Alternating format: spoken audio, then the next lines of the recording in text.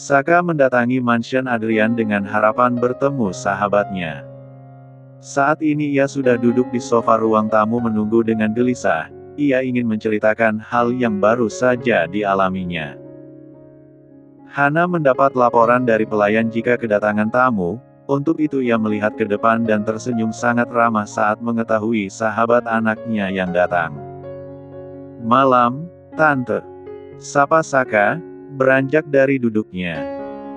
"Malam, Saka, duduk saja tidak apa-apa," sahut Hana, sangat menyukai kesopanan Saka.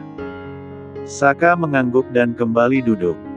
"Adrian sangat sulit dihubungi, Tante. Untuk itu aku langsung kemari," ucap Saka, menjelaskan maksud kedatangannya. Hana mengangguk paham dan tersenyum. "Sepertinya dia masih di jalan, sebentar lagi pasti pulang," jawab Hana, mengingat anaknya akan bermalam di mansionnya. Tak lama kemudian, terdengar suara langkah kaki yang semakin dekat dan disertai suara tawa. Saka menanti sosok yang ditunggunya. Namun, ekspresi wajahnya berubah ketika melihat Dania hadir bersama Adrian. Yang lebih mengejutkan, tangan Adrian menggandeng erat tangan Dania dan keduanya terlihat sangat bahagia. Saka semakin mencurigai kedekatan keduanya, pasalnya ia mengenal baik sahabatnya dan yakin jika keduanya memiliki hubungan lebih. Ia segera beranjak dengan tangan terlipat di dada, menatap keduanya silih berganti. "Chiko naik dulu dengan Oma, iya. Papa dan Mama ada hal yang harus dibicarakan dengan Paman Saka," ucap Adrian, mengkode ibunya untuk datang. "Jangan lama-lama ya, Pak."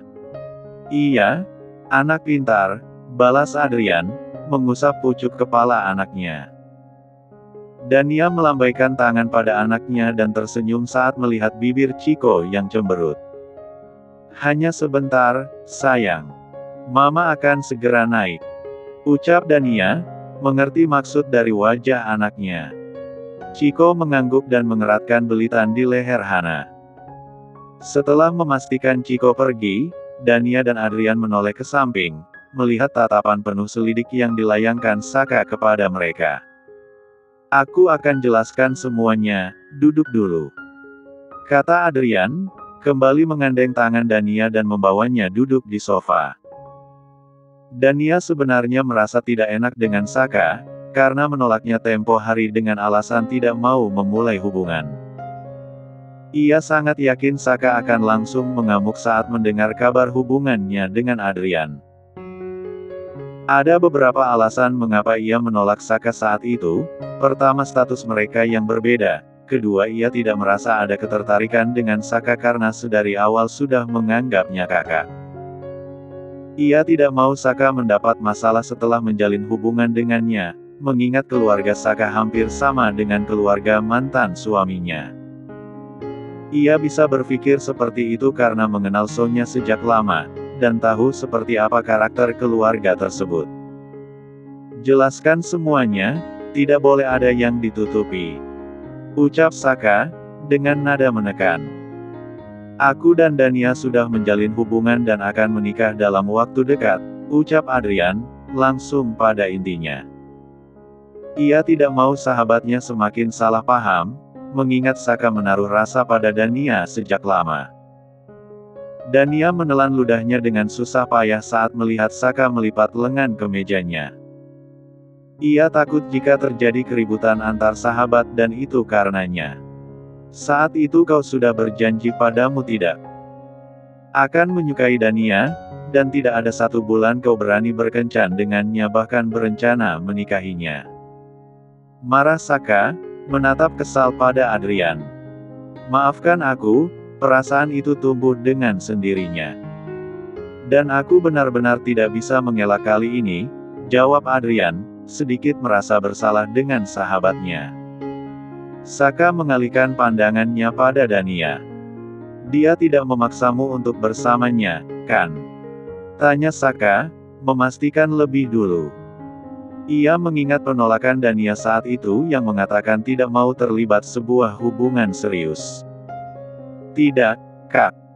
Mas Adrian hanya meminta waktu agar aku membuka hari untuknya.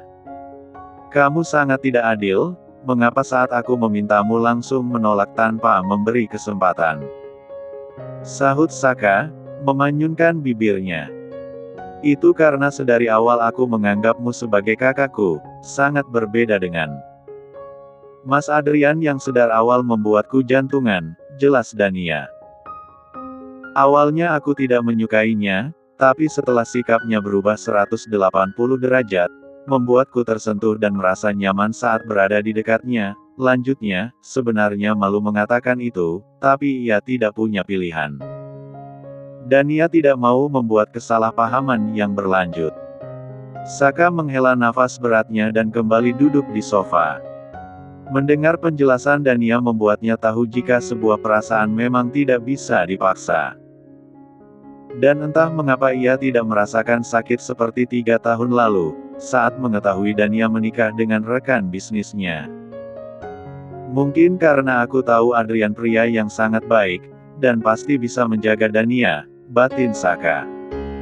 Adrian menatap Saka dengan khawatir. Kau tidak marah, kan? Tanya Adrian dengan suara pelan. Saka tersenyum tipis dan menggelengkan kepalanya. Tidaklah, aku hanya kesal denganmu karena banyak berdrama sejak awal. Tapi aku juga merasa senang karena akhirnya trauma akan percintaanmu sudah sembuh, jawab Saka dengan tulus. Adrian menghela nafas lega.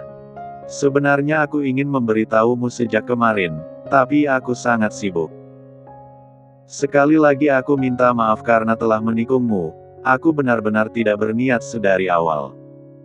Tidak masalah, Ad.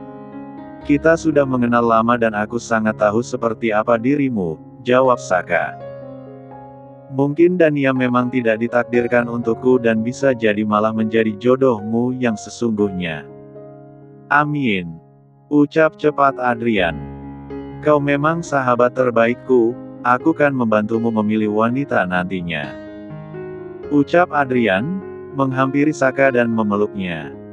Dania merasa lega karena tidak ada pertengkaran di antara keduanya. Ia merasa sangat takjub dengan persahabatan Adrian dan Saka yang terjalin sangat erat dan terlihat seperti keluarga. Aku rasa kalian butuh bicara berdua, aku naik ke atas dulu, Chiko pasti menungguku, pamit Dania, beranjak dari duduknya. Iya, sayang. Tidurlah duluan, tidak perlu menungguku, jawab Adrian, tersenyum penuh cinta. Puk. Saka langsung memukul pelan kepala sahabatnya. Jangan bertingkah menjijikkan di depanku, Ad. Aku sangat geli melihatmu seperti tadi, ujar Saka, bergendik ngeri. Dania melepas tawannya dan berlalu pergi. Sedangkan Adrian hanya menyengirkan wajahnya dan membenarkan letak duduknya menjadi menyamping, berhadapan dengan sahabatnya. Kau benar tidak marah kan? Aku tidak. Masalah jika kau memarahiku, asal jangan melayangkan pukulan saja, ucap Adrian, masih belum yakin dengan ketabahan sahabatnya. Aku berkata yang sebenarnya, entah mengapa setelah ditolak Dania saat itu aku menjadi sadar diri dan tidak memikirkannya lagi. Benar secepat itu. Bukannya kemarin butuh waktu hingga dia menjadi janda. Jadi kau mau aku masih mencintainya dan terluka karena hubungan kalian? Kesal Saka, meninggikan nada bicaranya. Bukan seperti itu, aku takut kau hanya pura-pura saja.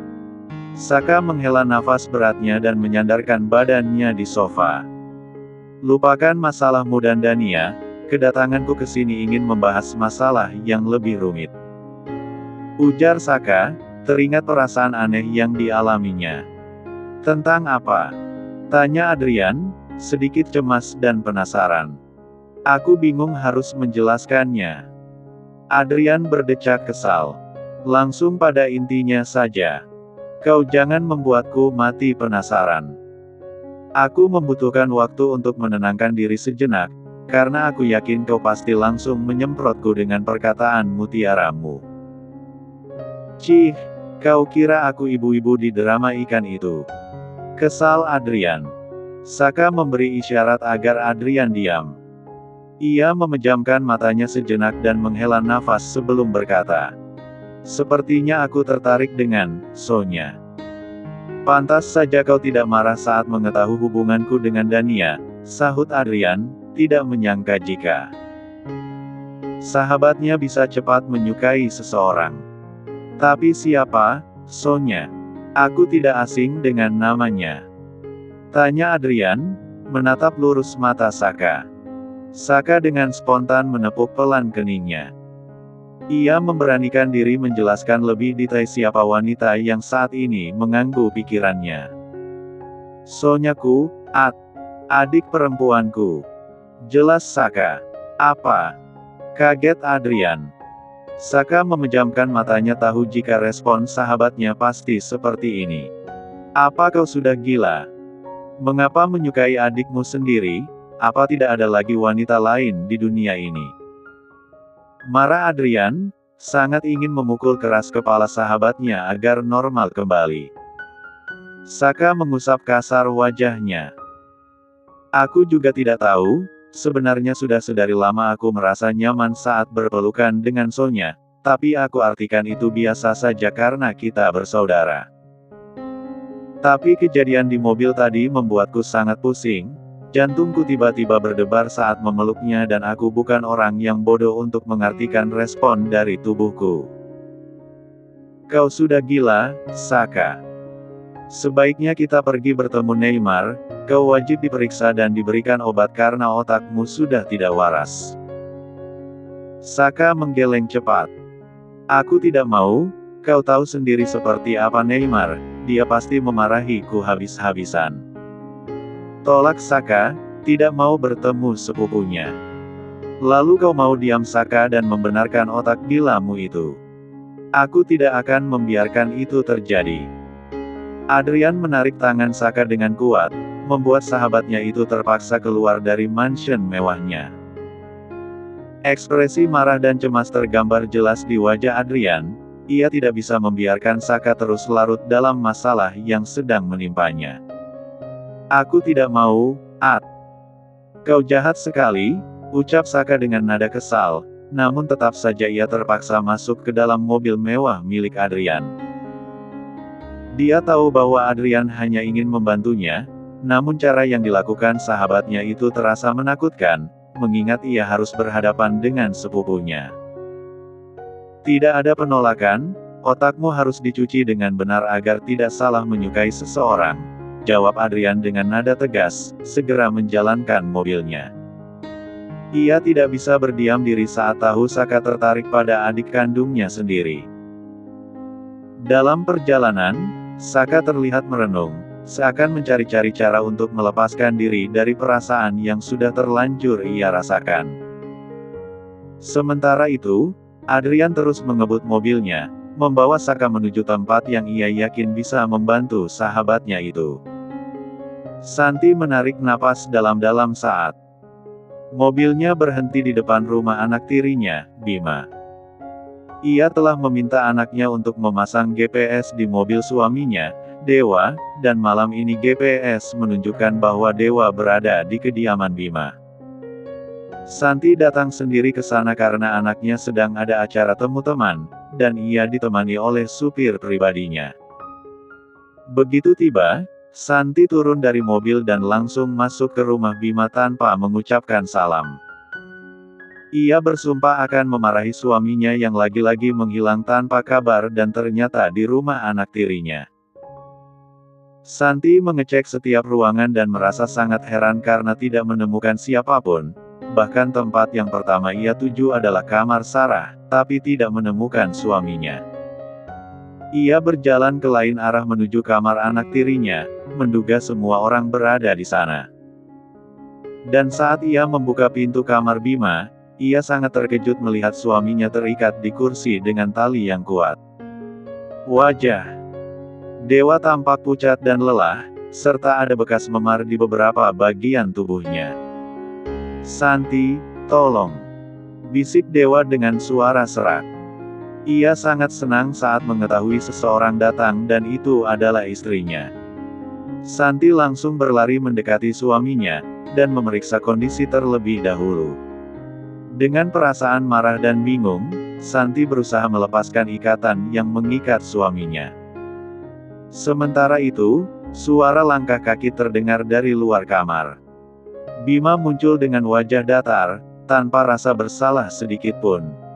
"Apa yang kau lakukan di kamarku, Tante? Kau tidak seharusnya di sini," ujarnya dingin. Santi menatap Bima dengan pandangan tajam, mencoba menahan emosi yang kian memuncak. "Kau ini anak apa iblis, sih? Kenapa kau lakukan ini pada suamiku? Kau sadar nggak, dia itu ayahmu juga?" Namun Bima hanya tersenyum sinis dan menjawab, "Ayah. Dia bukan ayahku. Tidak ada seorang ayah sepertinya yang dengan sadar membuat kehidupan anaknya hancur." Mendengar jawaban Bima, membuat Santi yakin jika masalah ini tidak jauh dari Dania. "Kau sudah gila, Bima. Hanya karena Dania kau mencelakai ayahmu sendiri, aku akan mengadukan ini pada kepolisian dan kau pasti mendekam di penjara." Bima langsung melepas tawanya. "Silahkan, aku justru menantang kalian untuk melakukannya." Santi mengerutkan keningnya, merasa heran karena Bima sama sekali tidak takut dengan ancamannya. "Bantu aku pergi, Santi," lirih Dewa, menyadarkan Santi yang mematung. Santi mengangguk cepat dan melepas ikatan di tangan suaminya. Ia segera memapa badan suaminya dan membantu berjalan keluar. Bima hanya melihat kepergian mereka, tidak berniat mencegah sama sekali, karena ia memiliki rencana yang lebih meledak untuk menghancurkan keluarga ayahnya. Santi terengah-engah saat memapah badan Dewa yang cukup berat. Ia berteriak memanggil Pak Anwar yang sedang menunggu di depan. "Astaga Bu, apa yang terjadi dengan Bapak?" tanya Pak Anwar dengan ekspresi terkejut saat melihat kondisi Dewa. "Jangan banyak tanya, bawa kita ke rumah sakit terdekat," perintah Santi tegas. Pak Anwar mengangguk dan segera membantu memapah Dewa ke mobil. Mereka meninggalkan kawasan rumah Bima dengan kecepatan tinggi, menuju rumah sakit untuk segera memberikan pertolongan pertama pada Dewa. Santi meremas jemarinya dengan erat, mengkhawatirkan kondisi suaminya. Ia yakin bahwa anak tirinya, Bima, telah menyiksa suaminya dengan brutal, melihat luka di wajah Dewa. Sebenarnya apa yang sudah terjadi? Mengapa Bima bisa semarah ini? Batin Santi mencoba mengartikan kemarahan anak tirinya. Jika ini hanya perkara Dania, tidak mungkin Bima berbuat sejauh ini, pasalnya masalah Dania sudah berlalu beberapa minggu. Dan sangat mustahil jika kemarahan Bima baru terluapkan hari ini. Apalagi ia tidak melihat keberadaan Sarah dan anaknya tadi, membuatnya curiga jika itu ada hubungannya. Setiba di rumah sakit, Santi dan Pak Anwar segera membawa Dewa ke ruang gawat darurat. Dokter dan perawat bergegas memberikan tindakan medis pada Dewa, sementara Santi menunggu di luar ruangan dengan rasa cemas dan takut yang menyelimuti hatinya. Ia segera menghubungi anaknya, Novan. Kondisi suaminya sangat lemah dan ia sangat takut jika hal buruk terjadi. Sangat amat bahaya jika Dewa meninggal sedangkan hak waris belum jatuh ke tangan anaknya, sudah pasti mereka akan kalah dengan Bima karena menyandang sebagai anak kandung suaminya. "Halo, Mah, ada apa?" tanya Novan, sambungan terhubung. "Papahmu terluka parah, cepat datang ke rumah sakit. Mama akan menjelaskan nanti." "Aku akan ke sana sekarang, Mah. Jangan terlalu cemas." Santi tidak menjawab dan langsung mematikan panggilannya. Ia tidak bisa tenang saat ini dan memilih berjalan mondar-mandir di depan ruangan. "Selamatkan suamiku kali ini, Tuhan. Engkau boleh mengambilnya setelah hak waris itu jatuh ke tangan anakku," lirih Santi, berharap doanya didengar oleh Sang Pencipta.